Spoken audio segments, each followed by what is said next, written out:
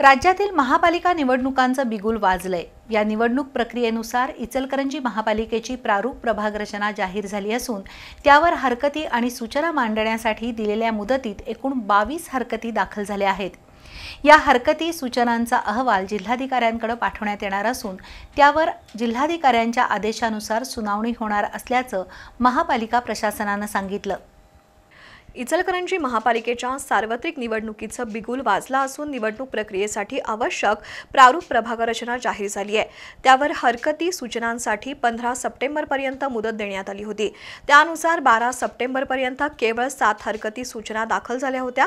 त्यामध्ये पूरबाधित क्षेत्रासाठी 1 सदस्यीय प्रभाग करावा, 4 सदस्यीय प्रभाग रचनेमुळे विकास कामांवर परिणाम होणार असल्यानं 1 सदस्यीय प्रभाग रचना करावी, प्रभागाचं पूर्व पश्चिम बाजूस सीमांकन होणं आवश्यक असून अनेक छोट्या रस्त्याचं केलेलं सीमांकन रद्द करावं, प्रभाग रचना दुरुस्त करावी अथवा पूर्वीप्रमाणे ठेवावी, प्रभागातील वस्त्यांचं विभाजन करू नये यासह प्रभाग रचनेवर आक्षेप नोंदवून सदोष प्रभाग रचनेबाबतच्या हरकती सूचनांचा समावेश होता।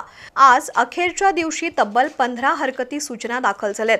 त्यामुळे आज अखेर दाखल झालेल्या हरकती सूचनांची संख्या 22 झाली आहे।